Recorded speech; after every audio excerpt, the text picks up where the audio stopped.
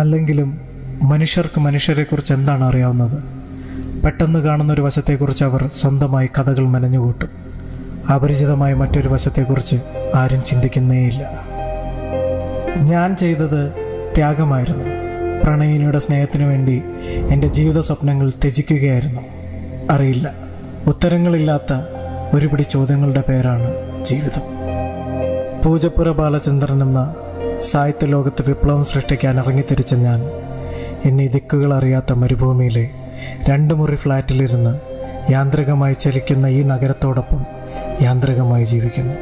നിനക്ക് വേണ്ടിയാണ് ഞാൻ എൻ്റെ ആത്മാവിനെ മറന്നത്, എൻ്റെ ചിന്തകളെ ഉപേക്ഷിച്ചത്, ഞാൻ തന്നെ മറ്റൊരാളായത്. നിന്റെ ബാധ്യതകൾ എൻ്റേതു കൂടിയാണെന്ന് തിരിച്ചറിഞ്ഞപ്പോൾ ഒരു നേഴ്സിൻ്റെ ഭർത്താവുദ്യോഗം കെട്ടേണ്ടി വന്നു. ഭർത്താവുദ്യോഗം എന്നത് മറ്റുള്ളവരുടെ മാത്രം പ്രയോഗമാണ്, എൻ്റേതല്ല. കാനഡയിലും അയർലൻഡിലും ഓസ്ട്രേലിയയിലുമൊക്കെ ജോലി തേടിപ്പോയ കൂട്ടുകാരികളുടെ സമ്പന്ന ജീവിതം കണ്ടുകുതിച്ച് വിദേശത്ത് ജീവിക്കണമെന്ന് വാശി പിടിച്ച നിന്നെ കുറ്റപ്പെടുത്താനാവില്ല.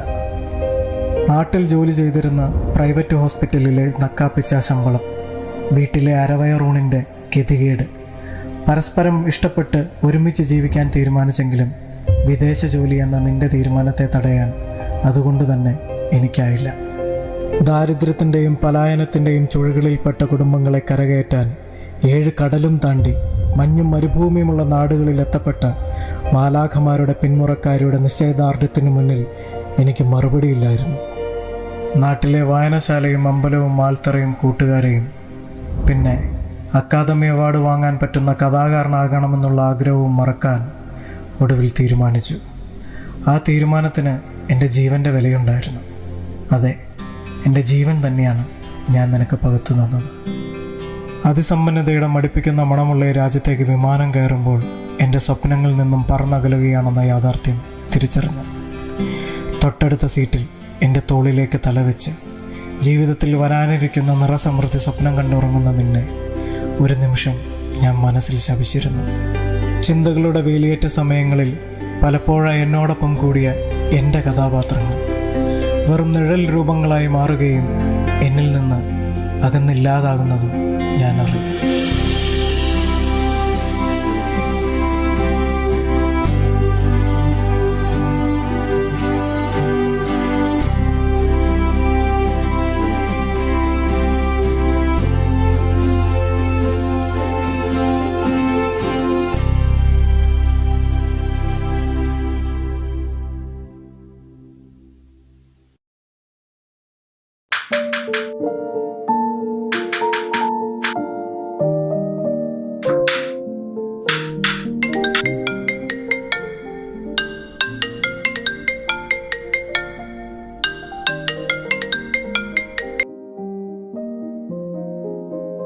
ഹലോ അനു. ആ ബാലു, ഡ്യൂട്ടി കഴിയാറായോ? ഇല്ല ബാലു, ആൻസി ഇന്ന് കുറച്ച് ലേറ്റ് ആയേ വരൂ എന്ന് പറഞ്ഞിട്ടുണ്ട്. അവൾക്ക് ഹാൻഡ് ഓവർ ചെയ്തിട്ട് വരാൻ പറ്റും. എനിക്ക് സാരമല്ല, പയ്യെ വന്നാ മതി.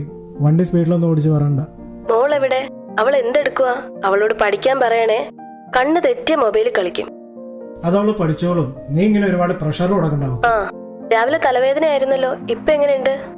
ഏയ്, ഇപ്പൊ കുഴപ്പമൊന്നുമില്ല, എല്ലാം ഞാൻ വല്ല ടാബ്ലറ്റ് കൊണ്ടുവരണോ? അതൊന്നും വേണ്ടെന്നേ. ഇത്തിരി കുരുമുളക് ഇട്ട് ഒരു പാക്കറ്റ് ചെലു തരാവുന്ന കാര്യമുള്ളൂ. ആ, ഇപ്പൊ കുറെ കാലമായിട്ട് കുരുമുളകിന് നല്ല ചെലവാണ്. കുറച്ച് കുറയ്ക്കുന്നത് നല്ലതാണ് കേട്ടോ ബാലു. നിനക്കറിയാലോ, നീ അറിയാതെ ഒരു പെണ്ണും പെഗും എന്റെ ലൈഫിലില്ലെന്നാണ്. ശരി ശരി, എന്നാ ശരി, ഞാൻ വിളിക്കാം. നിന്റെ പണി നടക്കട്ടെ കേട്ടോ. ഓക്കെ എന്നാ. മാളു, നീ അവിടെ എന്തെടുക്ക?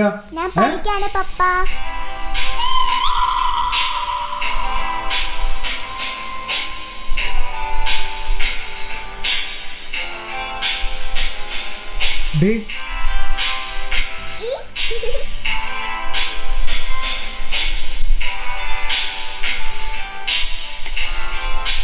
അത് ഓഫ് ചെയ്തേ മാളു. ഇതാണോടി കള്ളി നിന്റെ പഠിത്തം? ദേ, ഒരു 10 മിനിറ്റ് കൂടി അമ്മ ഹോസ്പിറ്റലിൽ നിന്ന് വന്ന് കണ്ടാ അറിയാലോ. താങ്ക് യു പപ്പ. പപ്പ, എന്താടാ? can I ask you something? ചുമ്മാ ചോദിക്കടോ. എൻ്റെ ക്ലാസ്സിൽ ആര്യൻ്റെയും ഹനീഷൻ്റെയും എസ്റ്ററിന്റെയും പപ്പമാര് ഓഫീസിൽ പോകുന്നുണ്ട്. എന്റെ പപ്പ മാത്രം എന്താ ഓഫീസിൽ പോവാത്തെ? മാളൂട്ടി, പപ്പ ജോലിക്ക് പോകാത്തതുകൊണ്ടല്ലേ എപ്പോഴും മാളൂട്ടിയുടെ അവിടെ എങ്ങനെ ഇരിക്കണത്? ആരാ മാളൂട്ടിയെ സ്കൂളിൽ കൊണ്ടുപോകുന്നത്? ആരാ പാർക്കിലും ബീച്ചിലും ഒക്കെ കൊണ്ടുപോകുന്നത്? മാളൂട്ടിയുടെ എല്ലാ കൂട്ടുകാർക്കും ഇങ്ങനൊരു ഭാഗ്യമുണ്ടോ? എന്തിന്? അമ്മ ഇപ്പൊ ഉണ്ടായിരുന്നെങ്കിൽ നിനക്ക് ഇങ്ങനെ ഇരുന്ന് ഗെയിം കളിക്കാൻ പറ്റുമായിരുന്നു. അത് കറക്റ്റ്. പപ്പയ്ക്കൊണ്ട് അങ്ങനെ ഒരു ഉപകാരം ഉണ്ട്. വന്ന് പിള്ളേർക്ക് വരെ പുച്ഛം.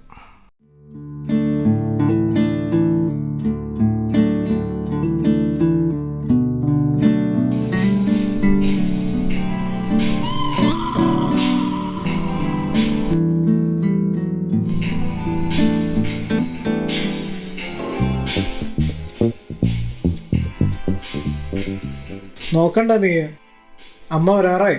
എന്തെങ്കിലും എടുത്ത് വെച്ച് പഠിക്കാൻ തുടങ്ങിക്കോ. അമ്മ വരുന്ന വരെ കളിക്കാം. എന്തെങ്കിലും എടുത്തു വെച്ചൊന്ന് പഠിക്കണ്ട മാളൂട്ടി.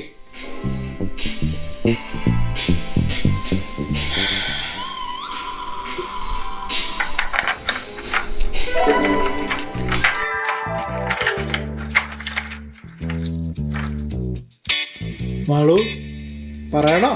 നോ പപ്പ, പ്ലീസ് പപ്പ, ഞാൻ പഠിക്കാം.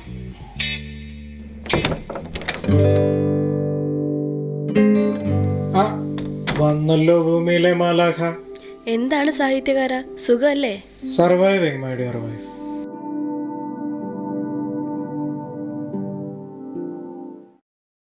മാളൂട്ടി, നീ ഇത്ര നേരം കളിക്കായിരുന്നു അല്ലേ?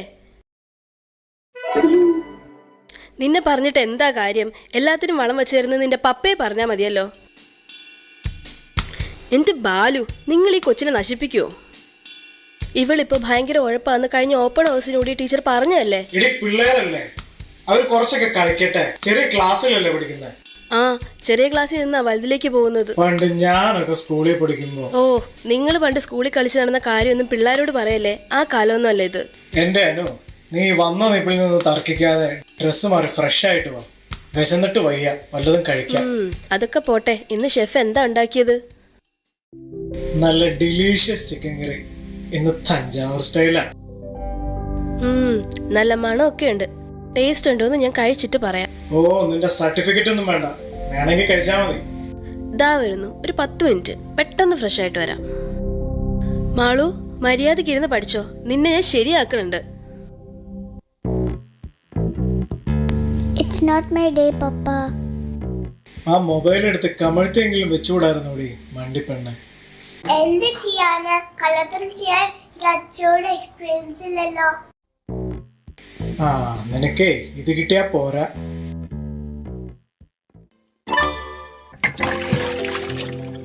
ഗുഡ് ഈവനിങ് മാഡം, എന്താണ് പരിപാടി?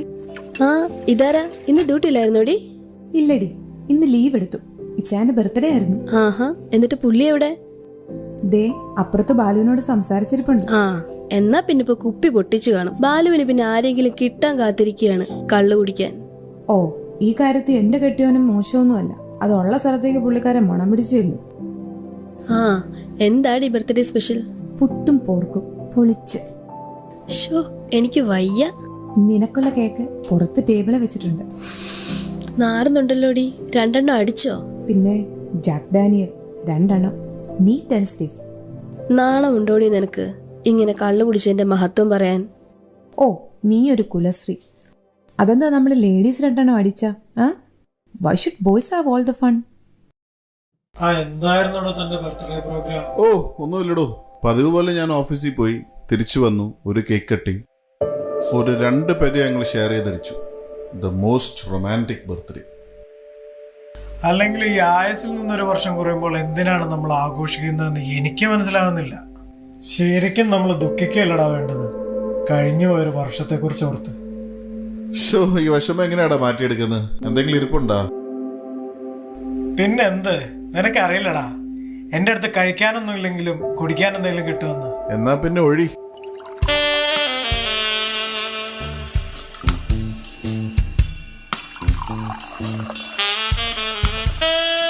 പ്രിജോയ്, ഇതേതാ ബാലു ഈ പുതിയ പുസ്തകം?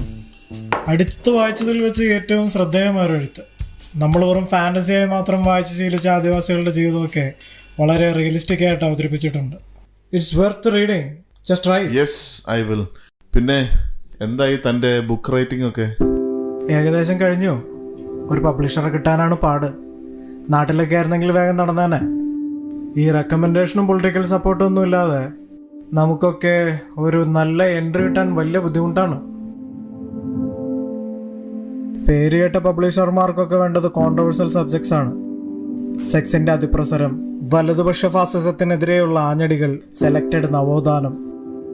These are the trending topics now.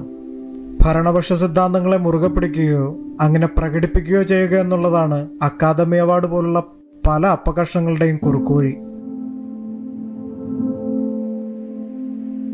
Cultural slavery, ഒരുതരം സാംസ്കാരിക അടിമത്തം. പക്ഷെ എൻ്റെ കാഴ്ചപ്പാടിൽ ഒരു എഴുത്തുകാരൻ്റെ മുന്നിൽ എൻ്റെ ജനത, അവരുടെ ജനത എന്നുള്ളൊരു വേർതിരിവുകൾ പാടില്ല. മനുഷ്യനെന്ന ഒരു ജീവിയെ പാടുള്ളൂ. അവൻ്റെ സങ്കടങ്ങളും ദുരിതങ്ങളും സഹനങ്ങളുമായിരിക്കണം എഴുത്ത്. നമ്മുടെ ഈ അഭിനവ സാഹിത്യ നായകൾക്കില്ലാത്തത് ഈ ഒരു ചിന്തയാണ്. ആബ്സല്യൂട്ട്ലി. താൻ എന്തായാലും ഡിസപ്പോയിൻറ്റഡ് ആവണ്ടോ? വാതിലുകൾ മുട്ടിക്കൊണ്ടിരിക്കുക. ഏതെങ്കിലും ഒരെണ്ണം നമുക്കായി തുറക്കപ്പെടും. ഇല്ലടോ, അങ്ങനെ നിരാശയൊന്നുമില്ല. ഭൗതിക നേട്ടങ്ങൾക്ക് വേണ്ടി എത്തിക്സിൽ വെള്ളം ചേർത്താൽ അത് എഴുത്തുകാരൻ്റെ മരണമാണ്. ഞാൻ ആത്മഹത്യയില്ല. തനിക്കൊരു പാർട്ട് ടൈം ജോലി എന്തെങ്കിലും നോക്കിക്കൂടെ? ഈ ക്ലൗഡഡ് മൈൻഡൊക്കെ മാറാൻ അതൊന്ന് സഹായിച്ചാലോ? ഞാനും കൂടി നോക്കാടൂ. ഞാനിവിടെ പരിചയപ്പെട്ടവരിൽ നീ മാത്രമായിരുന്നു എന്നോട് ഇങ്ങനെ ഒരു ചോദ്യം ചോദിക്കാതിരുന്നത്.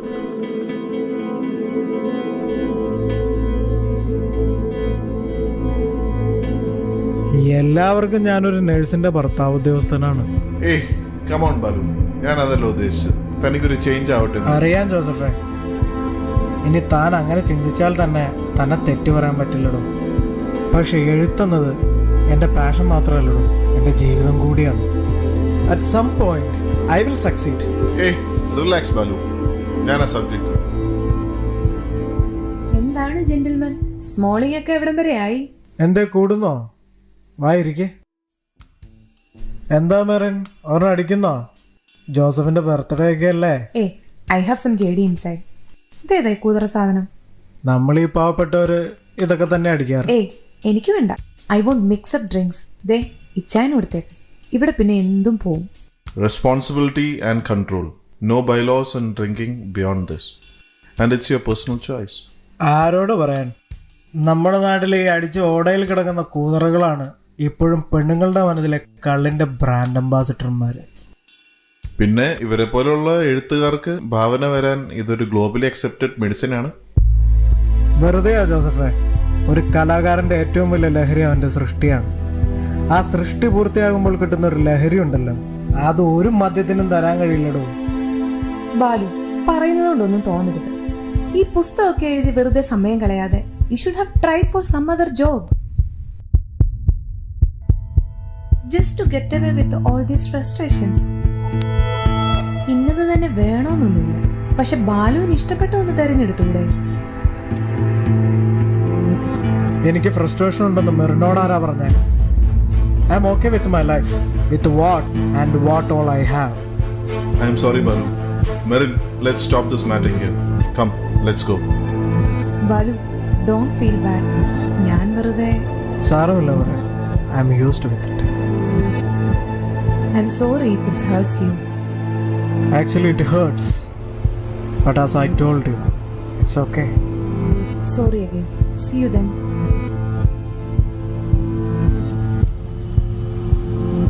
ബാലുവിന് ഫീൽ ആയിട്ട് ഒന്ന് പറഞ്ഞേ. ഓ അതൊന്നും സാരില്ലടി. എന്നാ പോട്ടേടി. താൻ എന്ത് പണിയാണോ കാണിച്ചത്? എന്തിനീ ആൾക്കാരെ വെറുതെ നിങ്ങളങ്ങോട്ട് നടക്കും മനുഷ്യൻ. ഒരു വേണോ ഒന്നുകൂടെ അടിക്കാൻ.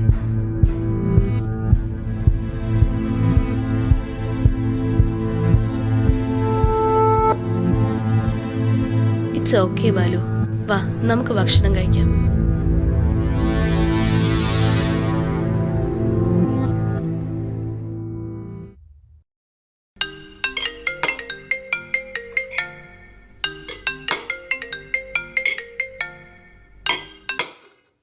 ഹലോ സുധാകർജി.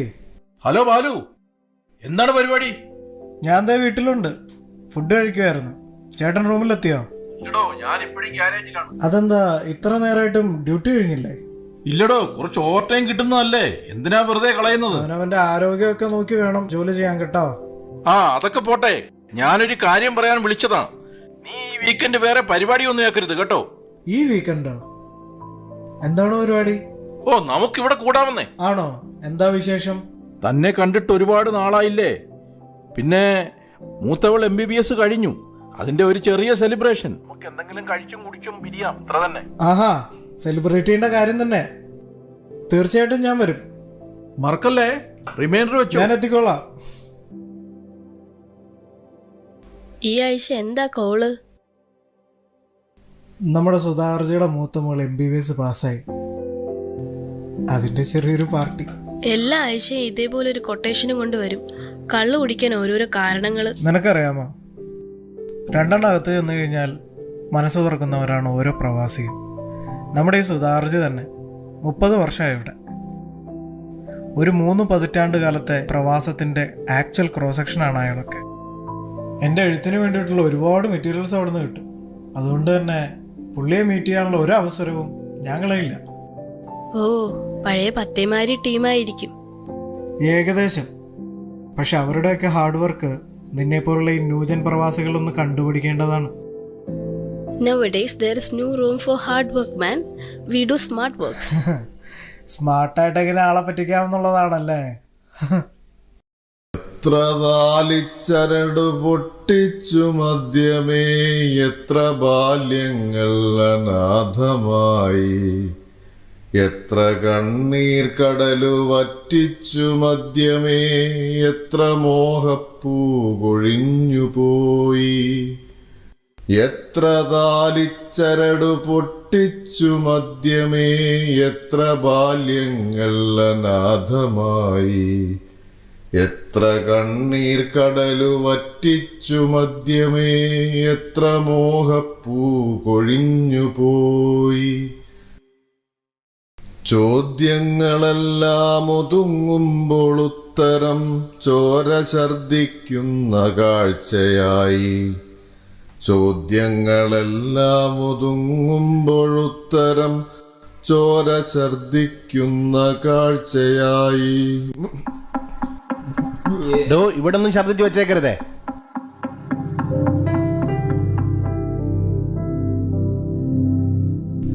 എല്ലാ ആഴ്ചയും ഇങ്ങനെ സെറ്റാവാൻ പുള്ളിക്ക് ആരാ എത്ര കൃത്യമായി സാധനം എത്തിക്കുന്നത്?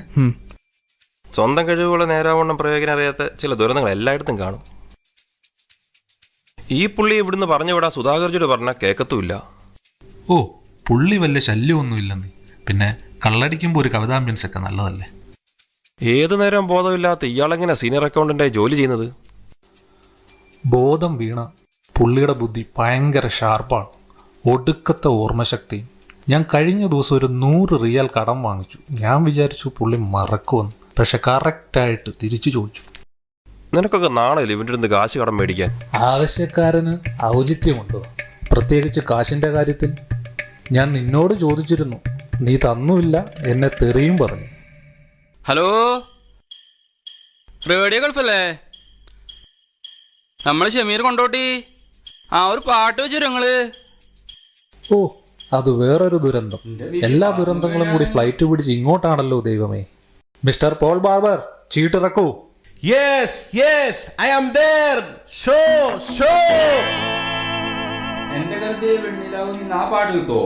എന്ന് പരിപാടി അവതരിപ്പിച്ചാലും ഇത് തന്നെയാണല്ലോ ഈശ്വര. ഈ പോൾ ബാർബറിന് ഒടുക്കത്തില്ല. ഇത് ബുദ്ധി കൊണ്ടുള്ള കളിയാ, എപ്പോഴും ലെക്കായിരിക്കത്തില്ല. നീ തള്ളിയത് മതി, അടുത്ത ചീട്ടടാ നോക്ക്. ചേച്ചി, നിങ്ങളെ സൗണ്ട് സൂപ്പറാ. എങ്ങനെ ഞങ്ങളൊന്ന് കാണാൻ കഴിയാ? ഷോ കട്ടാക്കിയല്ലോ. കൊണ്ടോട്ടി ഷമീറ, പോയി നോക്കടാ. ഒരു ദിവസം ബിരിയാണി വിഷം വെച്ച് സേർത്താൻ ഞാൻ കൊല്ലും. ഷമീറ, ബാലച്ചേട്ടനാ, കേറി വാ. ഓ, ഇയാളായിരുന്നു. മുരളി ജോൺ, എന്തൊക്കെയുണ്ട്? ബാലുവേട്ടാ, കുറച്ചു നാളായല്ലോ കണ്ടിട്ട്. തിരക്കൊന്നുമില്ലായിരുന്നു, ഇങ്ങോട്ട് വരേണ്ട ഒരു ആവശ്യം ഉണ്ടായിരുന്നില്ല, അത്ര തന്നെ. എഴുത്തൊക്കെ ഏതുവരെയായി? എന്നാണ് നമുക്കൊന്ന് വായിക്കാൻ പറ്റുക? ദൈവം സഹായിച്ച ഉടനെ നടക്കുമായിരിക്കും. സുധാർജ എവിടെ? ആ, റൂമിലുണ്ട്. അകത്തോട്ട് ചെന്നോ?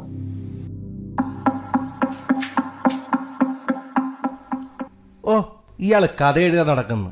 ഇയാൾക്ക് വല്ല പണിക്കും പൊക്കൂടെ? അതൊക്കെ അയാളുടെ ഇഷ്ടമല്ലേ മിസ്റ്റർ പോൾ ബാർബർ? എന്ത്? കെട്ടിയോള് ജോലിക്ക് പോയി കാശ് കൊണ്ടുവരുന്നു, ഇയാളത് കള്ളും കുടിച്ച് തിന്നും മുടിച്ച് ഇങ്ങനെ നടക്കുന്നു. പണിക്ക് പോകാൻ മടിയുള്ള എല്ലാ അലവലാദികളും ഇങ്ങനെ തന്നെ. പിന്നെ അയാളുടെ ഒരു കഥ എഴുത്ത്, അടുത്ത MT വാസുദേവനാരല്ലേ അങ്ങേര്. അങ്ങനെ ആരെ എഴുതിത്തള്ളാൻ കഴിയില്ല ബ്രോ. ചിലപ്പോൾ പുള്ളിയുടെ സുഹൃത്തെന്ന നിലയിലായിരിക്കും നമ്മൾ നാളെ അറിയപ്പെടാൻ പോകുന്നതെങ്കിലും. ആ ഫെയിം എന്തായാലും എനിക്ക് വേണ്ട, നിങ്ങളെടുത്തോ. തനിക്കെന്താണോ ഇയാളുടെ ഇത്ര കലിപ്പ്? എനിക്ക് ഇമാതിരി ഉടായ്പ ടീമുകളൊന്നും ഇഷ്ടമല്ല. ആ വലിയ വയറു നിറയെ അസൂയെ. വേറൊരുത്തൻ നന്നാവുന്നുള്ള കടി അതാണ്. കരള് പങ്കിടാൻ വയ്യണ്ട പ്രണയമേ, പകുതിയും കൊണ്ടുപോയി ലഹരിതൻ പക്ഷികൾ. ഇങ്ങനെ കള്ളടിച്ച കരള് ബാക്കി ഉണ്ടാവില്ല ബ്രോ. പ്രശ്നങ്ങളൊക്കെ അവരവരുടെ മനസ്സിലല്ലേ ചേട്ടാ. തത്വമസി, നിന്റെ ഉള്ളിലാണ് ഈശ്വരൻ. അല്ലെങ്കിൽ നമ്മുടെ പ്രവൃത്തികളിലും അതിലെ നന്മകളിലുമാണ് ഈശ്വരൻ. അതാണ് എൻ്റെ വിശ്വാസം. അതെ, ധർമ്മോ രക്ഷിതു. അങ്ങനെ ഡോക്ടറുടെ അച്ഛനായല്ലേ? ചെറിയൊരു ആശ്വാസം ബാലു. ഇനി അവൾക്ക് താഴെ ഒരു പെൺകുട്ടി കൂടി ഉണ്ട്. +2 ഇപ്പൊ ചേർത്തതേ ഉള്ളൂ. ഇനി അവളെ കൂടി ഒരു കര പറ്റിക്കും. ഇവിടുത്തെ വർക്ക്ഷോപ്പിലെ ഓയിലും ഗ്രീസും ഒക്കെ തിന്ന് എൻ്റെ ജീവിതം ഈ മരുഭൂമിയിൽ ഒടുങ്ങത്തേ ഉള്ളൂ. കായകൽപ്പം ചെയ്ത് ജരാനരകൾ അകറ്റി ഇനി ഒത്തിരി കാലം ഈ പ്രവാസം തുടരണം. ഈ സമയത്തിന് കല്യാണം കഴിച്ചില്ലെങ്കിലുള്ള കുഴപ്പമാണ് ഇതൊക്കെ. അതെ, നേരത്തെ കെട്ടിയാൽ റിട്ടയർമെന്റ് കാശ് കൊണ്ട് പിള്ളേരെ കെട്ടിക്കാം. കെട്ടാൻ താമസിച്ചാലോ അതുകൊണ്ട് അവരെ പഠിപ്പിക്കേണ്ടി വരും. ഈ പ്രവാസം എന്നത് ഒരു ചുഴിയാണ്. ഒരിക്കൽ അകപ്പെട്ടാൽ അതിൽ നിന്ന് കരകയറുക ബുദ്ധിമുട്ടാണ്. ഇങ്ങനെ കറങ്ങിക്കൊണ്ടേയിരിക്കും.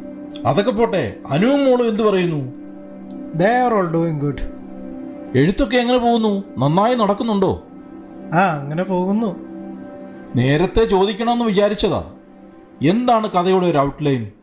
പറയാൻ പറ്റുമെങ്കിൽ മതി കേട്ടോ. ഒരു പശ്ചിമേഷ്യൻ പശ്ചാത്തലത്തിലുള്ള കഥയാണ്. ഒരു കലാപത്തിന് നടുവിൽ അകപ്പെട്ടു പോകുന്ന, ബന്ദിയാക്കപ്പെടുന്ന ഒരു ഇന്ത്യൻ ചാനൽ റിപ്പോർട്ടറായ പെൺകുട്ടി.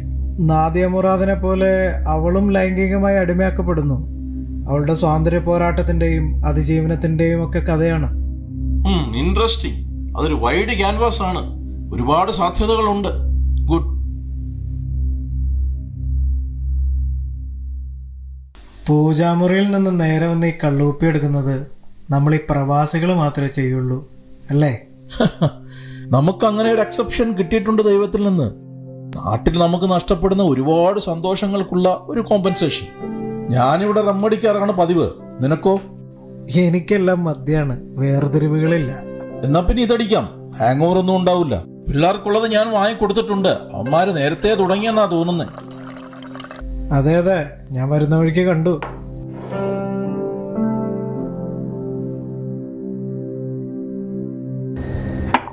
കുറച്ചു നാളായി അപ്പോളിന് എന്നോട് എന്തോ ഒരു ദേഷ്യം പോലെ. അയാളുടെ പെരുമാറ്റത്തിൽ നിന്ന് എനിക്കത് തോന്നി. അതൊന്നും കാര്യമാക്കണ്ട. ചില കാര്യങ്ങൾ നിർബന്ധമായും കേൾക്കണം എന്നതുപോലെ ചില കാര്യങ്ങൾ കേൾക്കാതിരിക്കാനും ശ്രദ്ധിക്കണം. ഒരാൾക്ക് വ്യക്തിപരമായി അടുത്തറിയുകയോ സഹകരിക്കുകയോ ചെയ്യാത്ത മറ്റൊരാളെ എങ്ങനെയാണ് ഈ അകാരണമായി വെറുക്കാൻ കഴിയുന്നതെന്ന് എത്ര ആലോചിച്ചിട്ട് എനിക്ക് മനസ്സിലാവുന്നില്ല. ബാലു, നമ്മുടെ ജീവിതത്തെ വിലയിരുത്തേണ്ടത് നമ്മൾ തന്നെയാണ്. എവിടെ ജീവിക്കണം, എങ്ങനെ ജീവിക്കണം എന്നൊക്കെ നമ്മുടെ മാത്രം ചോയ്സാണ്. ഈ സൊസൈറ്റിയുടെ ചട്ടക്കൂടിൽ നിന്ന് ഒരു പ്രാവശ്യം വെളിയിൽ ചാടിയാൽ പിന്നെ അത് ശീലമായിക്കോളും. നമ്മളെ ആര് ചോദിക്കാനും പറയാനും വരില്ല. പണമുണ്ടാകുന്നതും അന്തസ്സോടുകൂടി ജീവിക്കുന്നതും എന്തോ വലിയ കുറ്റമാണെന്ന ചിന്തയാണ് മലയാളിക്ക്.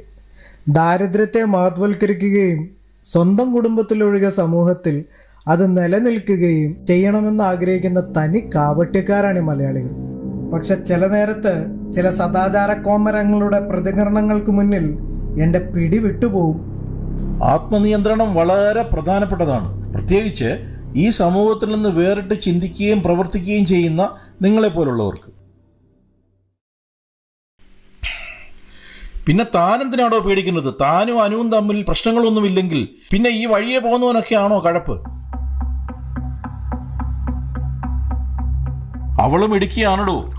അല്ലെങ്കിലും ഈ ആതുര സേവനം എന്ന് പറയുന്നത് ഒരു ദൈവീകമായ കാര്യമാണ്. എൻ്റെ ജീവിതത്തിൽ ആദ്യമായി ഹോസ്പിറ്റലിൽ കിടന്നത് കഴിഞ്ഞ വർഷം കോവിഡ് വന്നപ്പോഴാണ്. The most hardest 15 days of my life.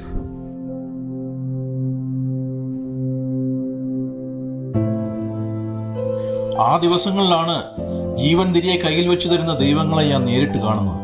ഡോക്ടർമാരുടെയും നഴ്സുമാരുടെയും ഒക്കെ രൂപത്തിൽ.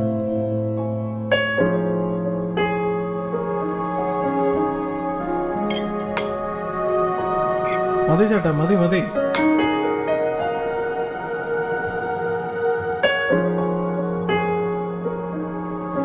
സതീശ, എഴുന്നേറ്റ് ഓടെ വല്ലതും കഴിക്കാം. ദാഹിക്കുന്നു ഭഗിനി കൃപാരസ, മോഹനം കുളിർ തണ്ണീരിതാശു നീ. എന്തിനാടോ അയാളെ ഇത്ര അടിക്കാൻ സമ്മതിച്ചത്? നിങ്ങൾക്കറിയില്ല അയാളെ? എൻ്റെ ചേട്ടാ, ഇത് വേറെ എവിടെയോ പോയി അടിച്ചിട്ട് വന്നതാ. എന്തോ കവിസമ്മേളനമോ അങ്ങനെന്തോ. ഇത് കള്ളല്ല, വേറെന്തോ കൂടിയ സാധന. അവന് വിശക്കുമ്പോൾ വേണമെങ്കിൽ ഒന്ന് കഴിച്ചോളും. ഇവിടെ ഒരുത്തനെ ആനയിപ്പിച്ച് കൊണ്ടുവന്ന് കഴിക്കേണ്ട കാര്യമൊന്നുമില്ല. ഇത് നമ്മുടെ ഷമീറിന്റെ സ്പെഷ്യൽ ബിരിയാണിയാണ്. പുറത്തുനിന്ന് എന്തെങ്കിലും ഓർഡർ ചെയ്യാമെന്ന് പറഞ്ഞതാ, അവൻ സമ്മതിച്ചില്ല. ഞമ്മളുള്ളപ്പോ ബിരിയാണി പുറത്തുനിന്ന് വാങ്ങലോ? നല്ല കാര്യായി. മുരളിയുടെ വീട് പണിയൊക്കെ അതുവരെയായി. ആ, ഗ്രൗണ്ട് ഫ്ലോർ കഴിഞ്ഞ് നിർത്തി വെച്ചിരിക്കുകയാണ്. പിന്നെ ഇവിടെ കുറച്ച് സാലറി പെൻഡിങ് ഉണ്ട്. അതൊന്ന് കിട്ടിയിരുന്നെങ്കിൽ ബാക്കി തുടങ്ങാമായിരുന്നു. അവന് പിന്നെ ഭാര്യയുടെ സാലറി ഒന്നും ഇല്ലല്ലോ, ഒറ്റയ്ക്ക് സമ്പാദിക്കണ്ടേ.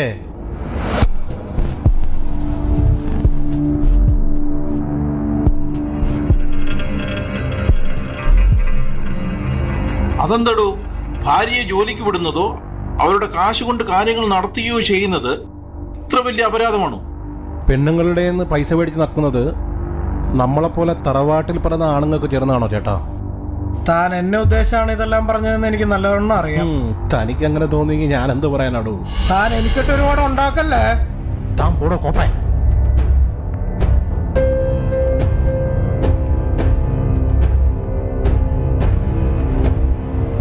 ബാലു, എടോ ഇരിക്കടോ, കഴിച്ചിട്ട് പോവാ.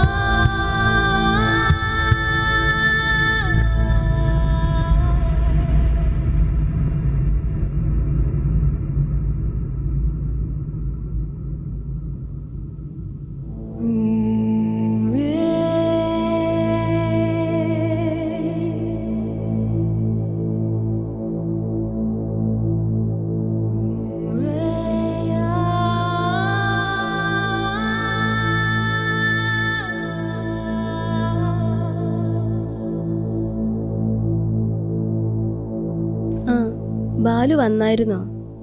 ഞാൻ അറിഞ്ഞില്ല. മാളു നേരത്തെ ഉറങ്ങി. ഇവിടെ ഇരുന്ന് പുസ്തകം വായിച്ച് ഞാനും ഉറങ്ങിപ്പോയി.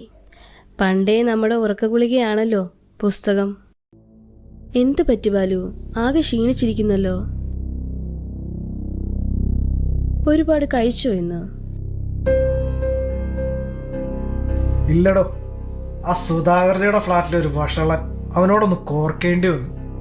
ഞാൻ ഊഹിച്ചു. എന്തിനാണ് ഇങ്ങനെ ടോക്സിക് ആയിട്ടുള്ളവരോടൊക്കെ പോയി വഴക്കിടുന്നത്? മനഃപൂർവ്വം ചെയ്യുന്നതല്ലനു. തലയിൽ കയറാൻ വന്നാൽ എന്താ ചെയ്യുക? സഹിക്കുന്നതിനൊക്കെ ഒരു പരിധിയില്ലേ? നോക്കു ബാലു, ഇത് നമ്മുടെ മാത്രം ലൈഫാണ്. We cannot give up. Life must go on. വഴിയിൽ നിന്ന് കുരയ്ക്കുന്നവർക്ക് മറുപടി നൽകേണ്ട ഒരു ബാധ്യതയും നമുക്കില്ല. അല്ലെങ്കിൽ തന്നെ പരാതി പറയേണ്ടയാൾ ഞാനല്ലേ? നമുക്കിടയിൽ എന്റേത് നിന്റേത് എന്ന വേർതിരിവുകൾ ഉണ്ടോ ബാലു? ഹേയ്, കമോൺ മാൻ. ഇനി ഞാനൊരു സൂത്രം പറയട്ടെ.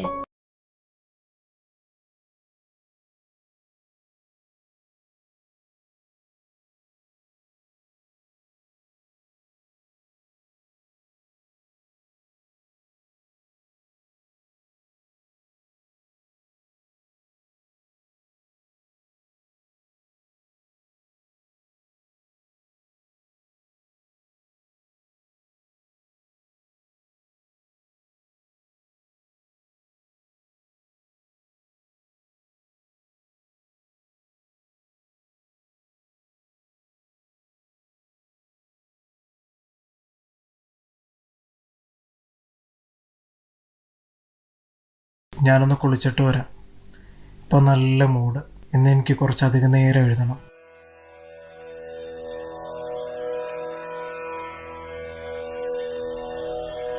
കരം പിടിച്ചൊരാ നാൾ മുതൽക്കിന്നോളം ഇണങ്ങി നിന്നെൻ്റെ ജീവന സ്പന്ദമാ അടർന്നു വീർപ്പിടാനല്ലെൻ്റെ ഗദ്ഗദം അലിഞ്ഞു ചേരുവാനാണെൻ ഹൃദന്തമേ അലിഞ്ഞു ചേരുവാനാണെൻ ഹൃദന്തമേ. ശരിയും തെറ്റും തമ്മിലുള്ള അന്തരം അത് വിലയിരുത്തുന്നവൻ്റെ മനസ്സിൽ മാത്രമാണ്. നിങ്ങൾക്ക് തോന്നുന്ന ശരി എനിക്ക് ശരിയാകണമെന്നില്ല. നിങ്ങൾ ജീവിക്കുന്ന സമൂഹത്തിൻ്റെ നിയമാവലികൾക്കനുസൃതമായ ശരിയെയാണ് നിങ്ങൾ കണക്കിലെടുക്കുന്നത്. അല്ലെങ്കിൽ നിങ്ങൾ സമൂഹത്തിൻ്റെ നിയമാവലികളുമായി ബന്ധപ്പെടുത്തിക്കൊണ്ടാണ് കാര്യങ്ങളെ വിലയിരുത്തുന്നത്. ആ ചട്ടക്കൂടുകൾ തകർത്ത് മറ്റൊരു കോണിൽ നിന്നും കുടുംബത്തിൻ്റെയോ സമൂഹത്തിൻ്റെയോ കെട്ടുപാടുകളില്ലാതെ കാര്യങ്ങളെ വിലയിരുത്തിയാൽ നിങ്ങൾക്ക് ഈ ഗതികേടിൻ്റെ പ്രശ്നം തോന്നില്ല. കുറ്റബോധം തീരെ ഉണ്ടാകില്ല. Thought Lakshman, it was too late. You have to make best of the... Balu they phone. നീ എടുക്കാലോ, ആരാണെന്ന് നോക്ക്. ഹലോ, അല്ല ബാലുവിൻ്റെ വൈഫാണ്.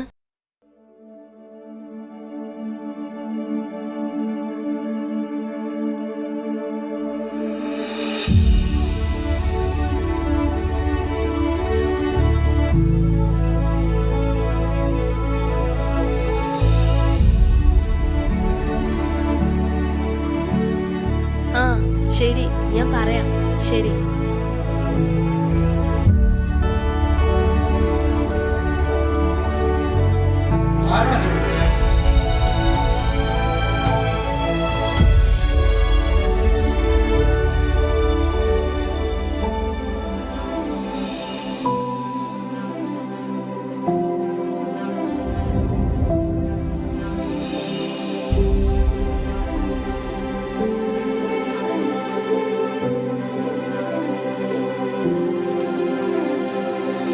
So, Mr. Pujapura Balachandran, that's your pen name, right? Good. Honestly speaking, you surprised us. What do you think? Yes, മലയാള സാഹിത്യത്തിൽ ബെന്യാമിനെ പോലെയോ T D Ramakrishna പോലെയോ ചുരുക്കം ചില എഴുത്തുകാർ മാത്രമേ ഈ പശ്ചിമേഷ്യൻ ജീവിതങ്ങൾ പ്രമേയമാക്കിയിട്ടുള്ളൂ. ശരിക്കും യുദ്ധങ്ങളുടെയും പലായനങ്ങളുടെയും പുനരുജ്ജീവനത്തിൻ്റെയും കഥകളുടെ ലോകം ഇന്നുവരെ കാണാത്ത ഒരു നിധി കുംഭം അവിടെ ഒളിഞ്ഞിരിപ്പുണ്ട്. Yes, we really appreciate that. At least you tried to pull out something from it. For that reason, you are in. We are going to do this. Thank you, sir. Thank you. Our office will contact you for the royalty related and further publishing procedures. Welcome to the Malayalam literary family, which has always embraced diversity. Thank you. Thank you. Thank you very much, sir.